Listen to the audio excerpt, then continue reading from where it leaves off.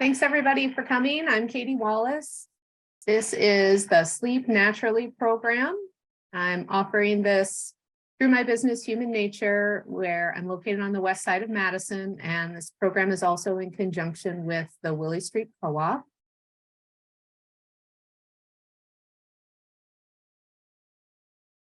Besides offering these free monthly lectures, the other thing I do for the co-op is offer private one-on-one sessions. Those are offered in person at Willy West and also via Zoom. So that's a great way to get connected to me if you want to work one-on-one at the reduced rate. I am currently scheduling for those special sessions in March. So they're full for January and February.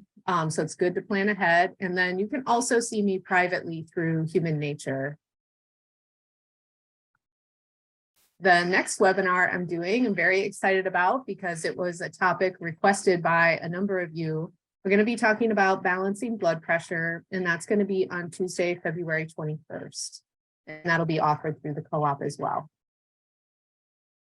A number of people typically ask me about recordings after I give these presentations. So I do send a copy of the recorded Zoom to my e-newsletter list. So if you would like to be on the e-newsletter, you can send me an email at my email below here, info@humannaturellc.com.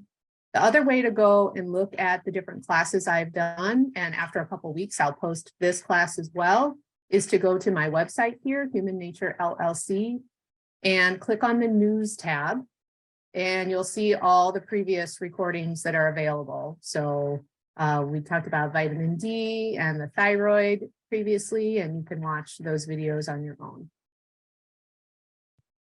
So before I begin, I'd like to say this information is for health education reasons only. I am not a medical doctor, and this should not be construed as medical advice.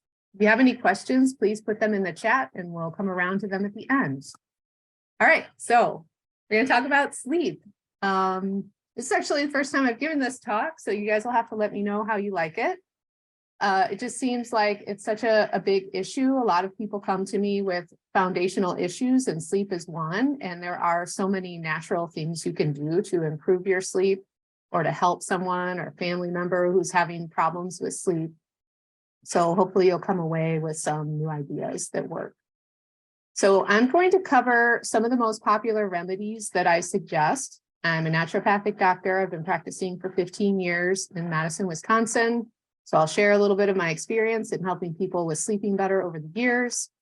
And then we'll move on. We'll talk about some lifestyle things like exercise, stress management. We'll talk about how important the light environment is to having a regular sleep schedule. Different dietary approaches, which can be very foundational to healthy sleep. And then hormones, which is kind of the last thing I would tackle if all of the things above are not working and not bringing good results on improving your sleep. So I probably don't need to tell any of you why sleep is so important, but it felt like this slide was a good place to start. You know, we all know that sleep is so important for our brains. We need, an average of at least 7 or 8 hours a night to function optimally. And it also helps us emotionally and mentally. You know, anybody who is around children, or if you've raised your own children or grandchildren, definitely realize that kids sometimes don't regulate themselves as well. And you can really see it when they haven't been getting enough sleep. And I think the same is true for adults. There's a number of studies showing that sleep helps reduce our risk for disease. That's because when we sleep, a number of very important foundational things are happening in the body to help the body heal, restore, reboot, get ready for the next day, the next set of stress. So, there's lymphatic fluid, for example, that's circulated around our brain. Our digestive systems restore and recuperate at night. Our immune system is very active at night. And so that's why a lot of times you'll see people with immune challenges having more symptoms at night, such as joint pain. So it's very important to work on getting adequate sleep long-term, just for healthy outcomes.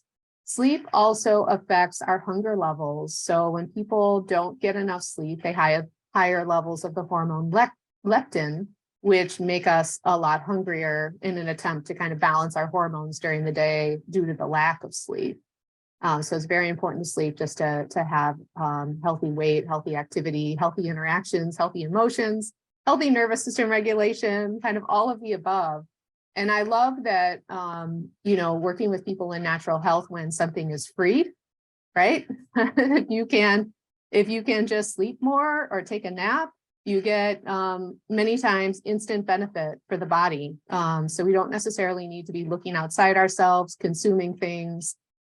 Sleep is one innate thing that is accessible to all of us. So this is a picture of me probably over about 10 years ago. I was always a pretty good sleeper until these guys came along. So these are my two daughters. They're, of course, much older now. When I was a new mother and waking a lot to take care of them in the middle of the night and feed them, my sleep was disruptive, and it was a good education to see how difficult it can really be to restore your sleep cycle, even after the kids get bigger and the disruption is gone. A lot of times, I'm sure a number of you can relate to this, the thing that caused the sleep disturbance, the new puppy, that stressful job, the life experience, whatever, is gone, but that disrupted sleep pattern continues. It's very important to realize that it's a cyclical circadian pattern. It's a pattern in the endocrine system and the nervous system. And there are specific key things you can do to help restore a healthy sleep pattern. So I'll share with you some of the things that I learned that work for me, as well as things that I use and have used over the years with different clients. The first thing I want to talk about is magnesium, because across the board, I find that this is typically very successful in terms of helping many, many people to sleep better. There's no risk to taking magnesium. I'll talk about some of the different effects of a magnesium supplement, but overall, you can give it to children, you can give it to an adult of any age. Magnesium is a mineral that is not as abundant in our food source as it used to be, because the soils are very depleted, but also because a lot of people just eat a lot of processed food. Maybe their digestive system is stressed, they're not absorbing as much magnesium, or they're just not eating the magnesium-rich foods, or some combination of those factors. But magnesium helps relax the nervous system. And the typical pattern of someone falling to sleep very easily, but then waking up and maybe having trouble going back to bed in the middle of the night, is a classic sign of a magnesium deficiency. And I hear this commonly over and over again from clients. Even somebody who has trouble falling asleep could benefit from magnesium, though I would typically treat that more like with some of the other remedies. But they could certainly do a magnesium, maybe magnesium with a calcium would be helpful for the person who just can't fall asleep at the beginning of the night. But the person who falls asleep fine, but then wakes up, is usually a classic sign of magnesium deficiency. And it's about trying to find the right dose and the right type of magnesium to help that person sleep. Magnesium helps all of our body systems to recover from stress. So it's working with the cardiovascular system, helping with blood pressure. I remember one woman in my practice who came to me, she's in her 60s, and she had high blood pressure, and she had anxiety, and she was having trouble sleeping. And the only thing we did was start her on a magnesium supplement. Her blood pressure went down. She was able to get off of her blood pressure medications. It was so effective. Her anxiety cleared up, and she was sleeping through the night again. So it's such a simple thing. I couldn't give this talk without singing the praises to magnesium. So it really does help the body cope with a variety of different stress, including, stress from too much exercise or some sort of physical trauma or injury.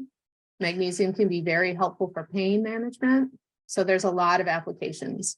This picture here is a special type of magnesium called magnesium glycinate.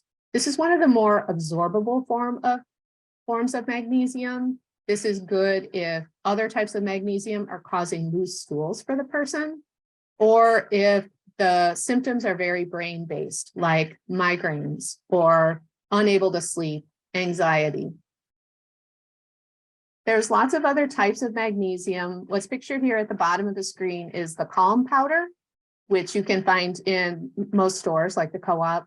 And so I like this one because it's easy to give to kids. It's easy to just have in the house and put it in a hot or cold drink and drink it. This is a great remedy for constipation as well as sleep. So when you see those two together, I like to recommend this product or a magnesium citrate or oxide. Those are all forms of magnesium that are going to stay in the bowel more and help with constipation or digestive issues. This can work for people who are having trouble sleeping, but if it's ineffective at helping the sleep or causing loose stools, that's when you want to choose a more absorbable form like the glycinate that I mentioned, or threonate, which is spelled here at the top, which are more important for more brain-based symptoms. How you dose magnesium and when you take it is very important. A lot of people will just get a magnesium supplement, they'll take a capsule, they'll be like, I didn't notice anything, and then they'll stop. So if you're taking it for a targeted reason, especially for sleep, you want to increase the dose until you're sleeping better.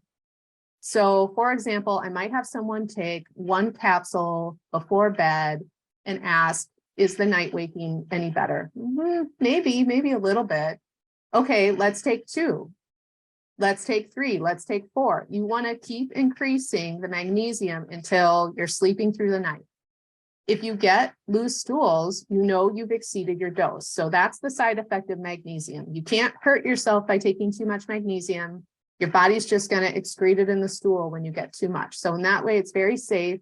You can kind of play around with it to figure out what dose do you need. I find most adults will need maybe 4 or 5 capsules of magnesium, or 500 to 800 units of magnesium at night to help them sleep. These are for active adults or adults who particularly have a lot of stress or have a history of not sleeping very well. The last thing is that it's important to take the magnesium at night, because remember I said magnesium relaxes you. So you don't want to be taking it throughout the day and wondering, gosh, I'm so tired, I have an energy problem. Take the magnesium at night where you want the relaxation and avoid taking it during the day.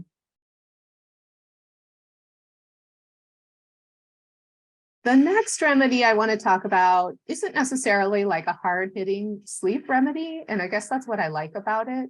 The lavender oil is very accessible and something that you can use with children or people who can't swallow capsules easily, or you're just looking for something sort of gentle and non-invasive. So you can get the lavender essential oil, drop a few drops on your hand, rub it together, and inhale. And for a lot of people, just doing that as a part of a bedtime ritual can help with relaxing and falling asleep. You can also put a little drop on your kids' pajamas or sprinkle it on someone's pillow to help with the relaxation. And both with the magnesium and the lavender and the other remedies I'm going to talk about, they might help you to go to sleep fine. If you wake up, you can use them again to help relax. A lot of people feel like they wake up in the middle of the night, or when they're trying to fall asleep, their mind is just like on a hamster wheel. So the lavender is an example of one of those remedies that, you know, you can do at any time, and it can help with resetting the nervous system to help you fall asleep. The next remedy I want to talk about is hemp extract, or CBD oil. So this is the extract from the hemp plant, and it works because you're using the natural endocannabinoids that are, the cannabinoids that are in the hemp, and they work with our body's internal endocannabinoid system. It's just a chemical component that helps the body to respond to stress, and these cannabinoids work in all the body's systems. So they help with hormonal signaling. They can help a lot with relaxing and recovering from stress. Usually I would suggest an adult take a full dropperful of a 1000 milligram level tincture at night for good sleep results. And This is a remedy that's, again, kind of accessible to all, especially if you're buying a high quality hemp extract that is being audited and properly screened, and it is what it says it is. Usually you want to see it in an MCT oil as the carrier oil, and you don't want to see a lot of other fillers or junks in the product. I'd like to recommend this in particular when someone is experiencing a lot of chronic pain, because chronic pain is a sign that overall the body's very stressed and there's a lot of inflammation, which this product can help a lot with as well. Sometimes when people first take this product, they feel like it's too relaxing. And that's pretty normal because it's helping your nervous system relax. But if you're sort of geared up, like you're driving down the interstate all the time and you're driving at 80 miles an hour, and then you take the hemp extract, it's kind of telling your body to drive at 25 or 30. That can feel like a big shift, but usually after the first 1 or 2 doses, the body adjusts, and you wouldn't feel very groggy from the product anymore. So just keep that in mind, that at first it can feel like a big shift when you take a product like this, or something unusual can happen as the body is sort of adjusting. But after you go through that initial couple of doses to adjust, it should feel more normal and you won't experience grogginess. Chamomile is an example of an herb that's very accessible. There are many, many herbs that are good for sleep, and I'm not going to go into all of them on this talk, but I wanted to highlight chamomile because you can just make a cup of chamomile tea before bedtime, and that is a very gentle sedative that won't cause drowsiness. And you can do it again with kids, with elderly people. You can pretty much do chamomile with anybody, assuming they don't have a sensitivity to like ragweed. So it is, you'll see it pictured here. It's in the daisy family, which is related to ragweed. So sometimes if people have bad allergies, they might not tolerate the the chamomile. But I think that's a minor issue overall for taking the tea. Sometimes people complain that they don't like taking liquids, like they don't like taking the liquid calm, or they don't like taking some tea before bed, in which case you could either move it to a couple of hours before bedtime so that you're not waking up having to urinate, or you could get an encapsulated version of the herbs and take that instead of a herbal cup of tea. This next remedy is probably my second favorite to suggest besides magnesium for sleep. It's kind of a mouthful, phosphatidylserine. Basically, it's a special form of the amino acid serine, S-E-R-I-N-E. Serine is an amino acid that we use to make serotonin. And phosphatidylserine is something that protects our nervous system from the effects of stress hormones. So besides a magnesium deficiency, I commonly find that people are just too stressed. That's why they're not sleeping. And so this is a product that really works at the root of that and works to reduce the impact of the stress on the nervous system. Again, it's very safe. It's been tested with children. It's been tested with elderly people. So it's a very accessible remedy. I like this particular label, Seraphos, but there's certainly many other versions of phosphatidylserine out there that are fine to try. And I would typically suggest a couple of capsules before bed. The person wakes up and they're still stressed and not falling back asleep, they can take a couple more capsules to help them fall back asleep. I wanted to show you this. This is the lotion form of phosphatidylserine. So this is nice for those who don't want to take a capsule. You can use a lotion to help if the lack of sleep is because of stress. So along that line of thinking, doing things that help manage stress will go a long way towards improving sleep in the end. So mindfulness, meditation, in particular, there's a meditation called left nostril breathing that you can do. It's very easy. You can't really mess it up. And this sometimes can really help prepare you to fall back asleep easily. So you just close off your right nostril and inhale deeply through the left nostril. And then exhale fully through the left nostril. And you just keep doing that over and over again, inhaling through the left nostril, exhaling through the left nostril. If you can do that for 3 minutes, or that's about 26 slow breaths, that is enough. Studies have found to help actually relax people's blood pressure. And I find this to be very effective for helping people fall asleep. My other piece of advice about stress management, especially for the person who just is too overwhelmed and stressed, is to have more unstructured time in your schedule. That can be really important for somebody who has dysregulated stress hormones, or adrenal or pituitary dysregulation is a term we use in my field to talk about that. So just not having anything on your plate to do, just being able to relax and let your body recover can be a key component in the lifestyle too. So next I want to talk about exercise. So it's pretty clear from the scientific studies that people who exercise sleep better in general. I mean, exercising is just a way to optimize your physiology. You might be eating really well, you might be taking a lot of great vitamins, but if you're not exercising, your body's not really going to get the full potential of health. And so if you're not exercising now, or feel like lack of exercise really is related to the poor sleep pattern, then just getting busy, just being more active and getting more exercise daily will be a good move, right? You want to kind of wear your body out if you want it to be able to have that strong parasympathetic response where it can rest and go to sleep.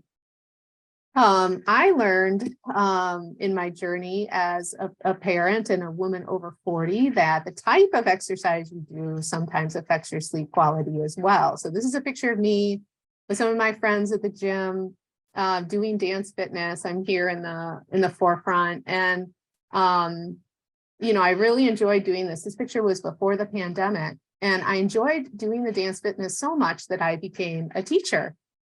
But once I started teaching, I noticed that I was not sleeping after I taught classes. It was very clear that I would be waking up repeatedly after teaching a high intensity dance fitness class. And so I started doing a little bit of research into that. And what I learned was metabolically, a lot of cardio exercise is not as good for us, especially for women over 40. Where as we are perimenopausal and then moving into menopause, we're much more likely to make cortisol than men in general. And we're much more likely to make cortisol than we were before our baseline reproductive hormones started shifting as we're headed towards menopause. So this tendency to make a lot of cortisol more easily can be exacerbated even more when you're doing a lot of cardio, because if you're doing extensive cardio, like more than 30 minutes, like you're running an hour, you're doing high intensity aerobics for, you know, more than an hour, multiple times a week, your body basically use that as like flight or fight.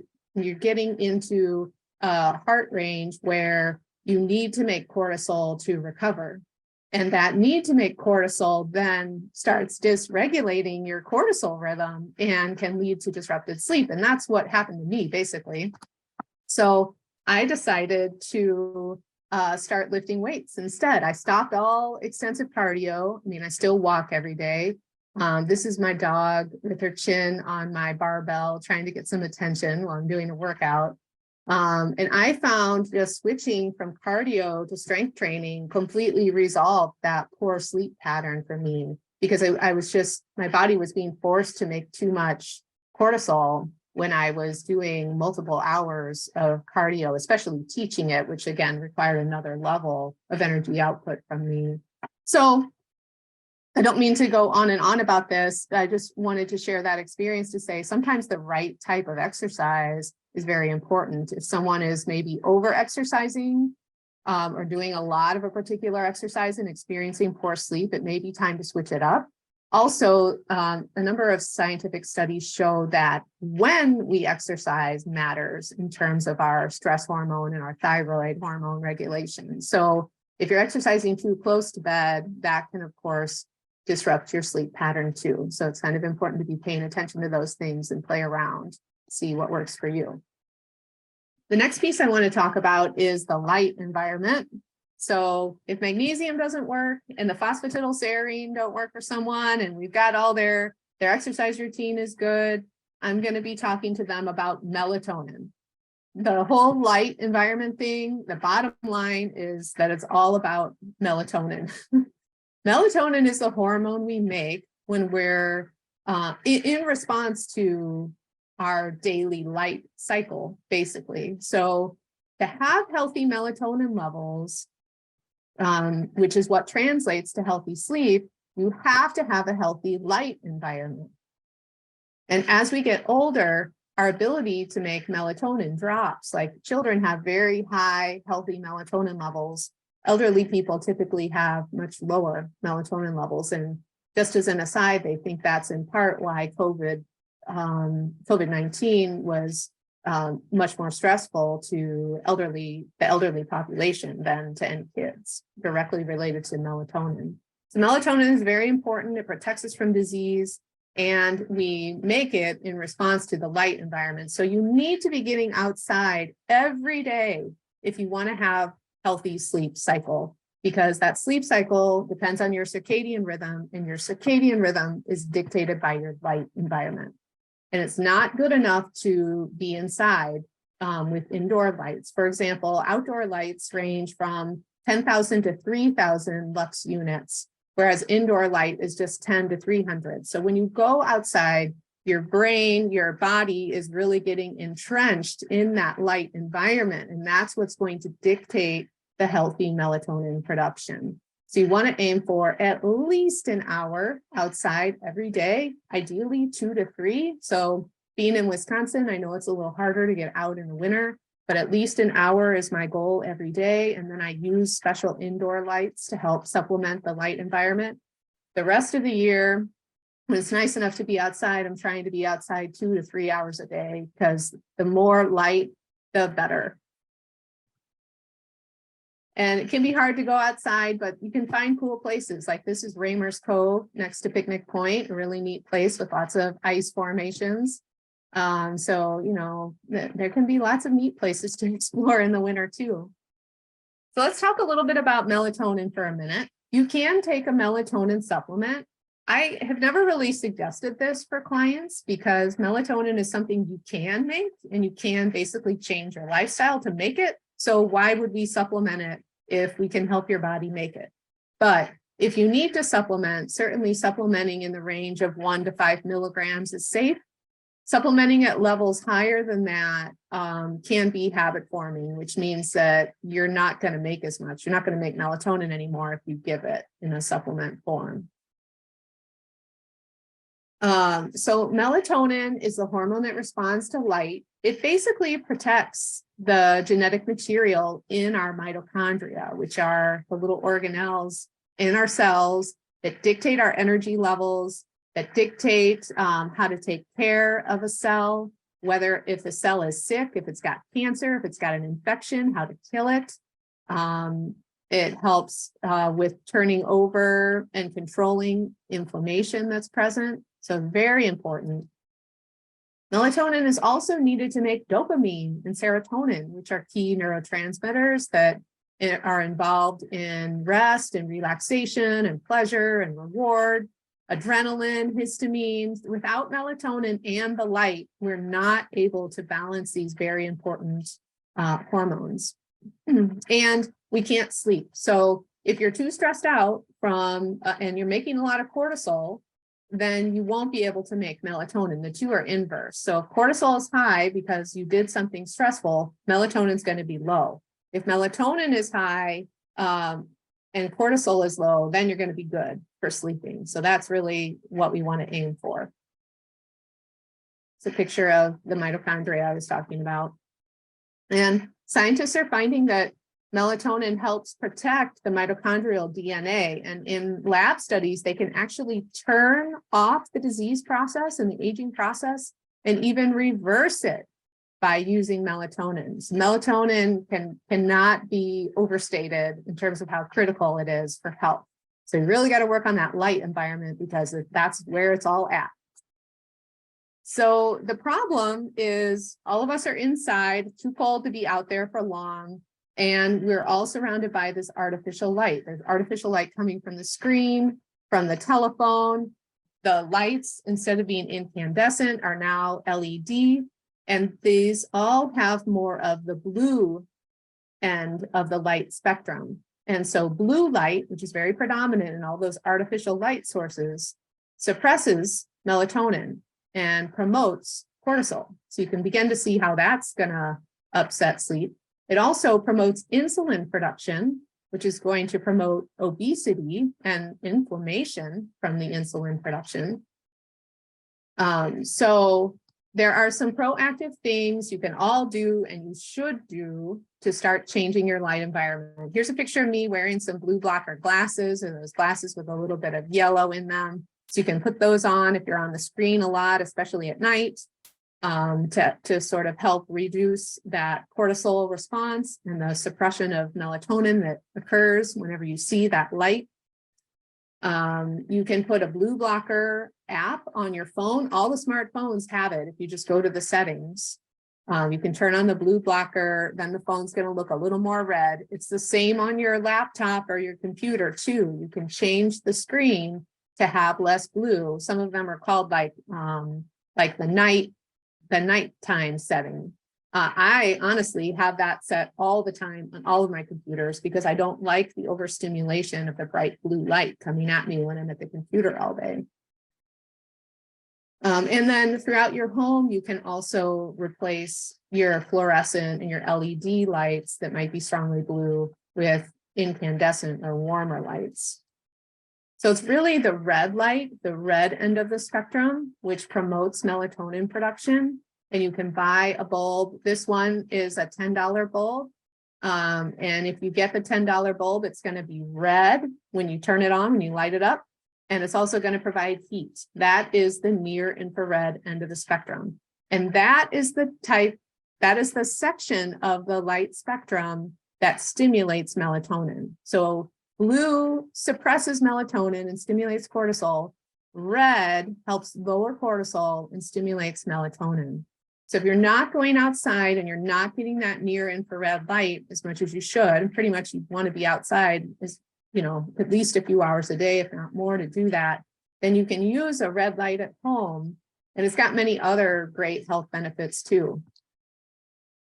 So here's a picture of my setup. I mean, you can do all sorts of things with a red light at home. I could set up a lamp right here with a red light and turn it on while I'm working, and that would be fine and help give someone the near infrared benefit that's going to help boost melatonin. What I have is, you can see the red light here at the top, and then I have a far infrared mat. So it's like a sauna mat that I like to lie on because there's a lot of benefits to the heat as well. And I just read under my red light before I go to sleep every night. And so by getting that daily exposure to the red light over time, you start getting a lot of the benefits, including boosting melatonin. So that can be a helpful thing to do before bed, even though I've worked with people who have used it in the morning. When they wake up, they'll turn their red light on, kind of when the alarm first goes off and you're sort of waking up. And that can help set the circadian rhythm too. So you can use the red light anytime, and it will help with healthy circadian rhythm. So that's one indoor light that can be very therapeutic for helping with sleep and give you a lot of other health benefits too. The next piece I want to talk about is hydration. Okay, we know if you're dehydrated, you can't make melatonin. So it may sound very basic, but a number of us just don't drink enough water. So women need to be drinking about 3 quarts, and men need to be drinking about 4 quarts of water daily. And it's not just water. Sometimes having proper hydration and proper electrolyte balance really translates to better sleep. And I've seen this happen over and over again in my practice. And so what I'll do with people is use a basic blood test called a comprehensive metabolic panel, and I'll look at their electrolyte status. They may look medically normal, but I don't look at labs that way. I'm going to be looking to make sure that all of the electrolytes are optimized. So like here, what I mean is I'm looking at the sodium. This person's sodium is 138, which is pretty low. I want it to be 144, 145. So I'm going to be recommending more salt for this person. And then we talk to them about their blood pressure. Optimum blood pressure should be 115/75. Usually someone with a low sodium level like this has got lower blood pressure, and we want to get it optimized. Also, I'm seeing chloride at 100. That's suboptimal as well. So again, another vote for salt, right? Because salt is sodium chloride. I'm also seeing their carbon dioxide is at 22, which is definitely on the low end of that optimal range, which I'm trained to look at for people. So I'm going to be recommending something alkaline forming like a carbonate, like baking soda. Now, you'd be really surprised how helpful sodium bicarbonate, the baking soda, and some water before bed can help someone with proper hydration and sleeping. I also, just a good quality salt can do the same. Sometimes potassium might be suboptimal. It might be working on the potassium that helps someone sleep. That's where looking at the lab work is really helpful to individualize and see what's going on. The person who needs help with electrolytes is often also going to have maybe sometimes some muscle cramping at different times. And so that's going to be kind of a sign that their hydration or their electrolytes are off and they need help with that. I'm not going to go too much into sleep hygiene here, but it's very important in just thinking about your bedroom, the place where you're sleeping, having blackout curtains that make it very dark, no screens, no lights. So don't look at the picture I have here. You don't want any screens or lights. You don't want any phone in your bedroom. You want all of that somewhere else. And you want to have a nice cool bedroom. So experts say it needs to be between 60 to 67 degrees Fahrenheit, ideally, for proper sleep. So sometimes just having the right temperature is very important for someone. So I mentioned that I've been a naturopathic doctor now for 15 years. And early on in my career, I learned something pretty quickly. And that was because my whole career, and especially then, was involved in helping people change their diet and doing things therapeutically with food to bring about a health outcome. So I'd be working with all these clients and they would say, wow, I'm sleeping so much better. And the main thing that all of them did was eliminate sugar from their diet and started eating healthier. So that is a testament to how important blood sugar control is for sleep. When we're sleeping, our brains are big hogs. Actually, our brains are big hogs all the time. They take a lot more energy than the other parts of our bodies overall for the amount of mass that our brain is. And so when you're sleeping, if your brain is not able to get the blood sugar that it needs to stay in a sleep state, then your stress hormones are going to come up and you're going to wake up. And you might not even feel hungry, but those excitatory hormones waking you up oftentimes have a root in blood sugar dips and blood sugar swings. So that's why when you get someone completely off sugar, and I mean completely off sugar, they're going to sleep a lot better. The other way to work at blood sugar control and sleep is to make sure that the person's getting consistent proteins, consistent fat throughout the day. You don't want them going for long stretches without eating anything, because that's when you're going to see more of the excitatory stress hormones like cortisol and other things getting elevated. And you want them to be eating at least every 3 to 4 hours. So those are some very general food guidance that I see translate to better sleep.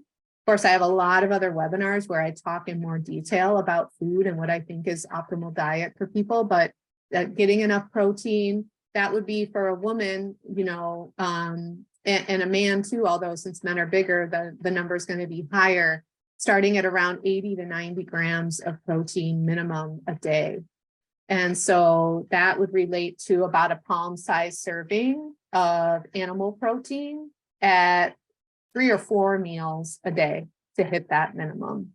So a lot of the people that I talk to are not eating that much protein, and find when they do that, their blood sugar is better balanced and their hormone levels are better balanced and they're sleeping much better. Some of the research shows that different combinations of foods at meals can help with sleep. For example, high carbohydrate foods at dinner can help with making tryptophan and serotonin, which can translate to more melatonin production.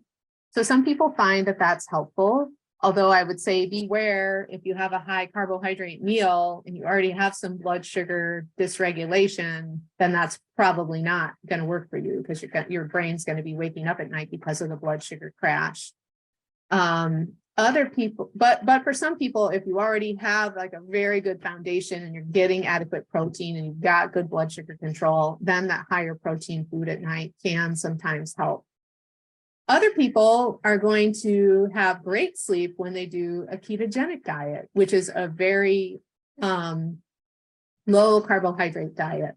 The idea there being that when you're not eating carbohydrates, your body's zapped into digesting fat for energy. And so it's able to do that easily all night long. You're not getting the blood sugar bumps and the blood sugar drops throughout the day because you're ketogenic and you're nice and stable.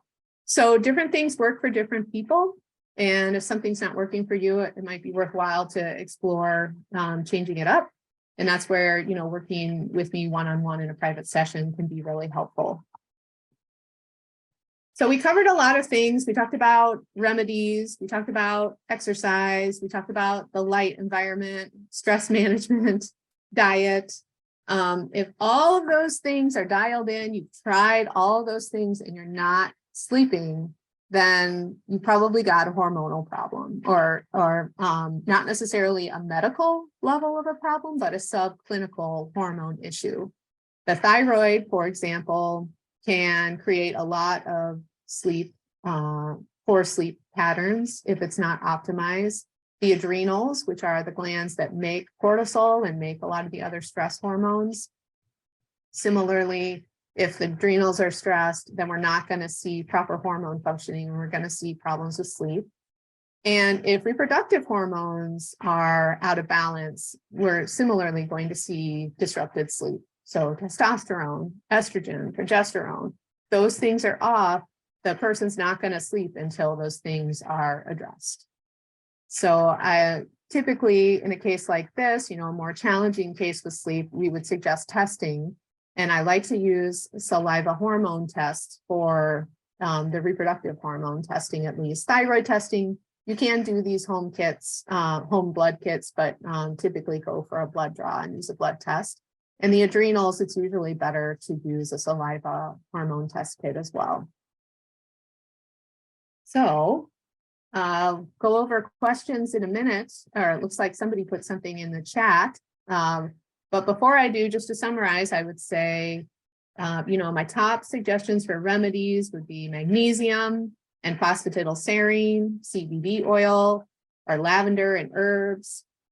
Making sure that the person is exercising every day, exercising at the right time, and kind of doing the right thing for their age group. Like I said, as we age, especially over 40, we're going to benefit more from resistance training, most of us, and less from a lot of cardiovascular, especially if we're prone to hormone dysregulation, like cortisol dysregulation that can come from doing too much cardio. You want to focus on staying hydrated, getting those tests done so you can see where you need to improve electrolyte balance. You want to have key things in place to manage stress. You want to go outside every day. And, one thing I didn't talk about related to that is having a good circadian rhythm and a good schedule for sleep. So it's really important to go to sleep early and wake up early is generally preferable for most people. So going to sleep by 9 or 9:30 will really help optimize a lot of sleep. So just setting an intention and then setting some action steps so that you sort of cleared your schedule at that time and you're in more of a relaxing mode in order to allow your nervous system and your endocrine system to be ready for sleep. Making sure that the diet is right for you, minimizing any blood sugar issues, and then finally testing hormones. So just another plug for the $45 sessions that I offer through the co-op. You can also contact me to schedule with me through my office on the west side of Madison. Hope to see you all at the lecture for balancing blood pressure on Tuesday, the 21st. And thank you so much.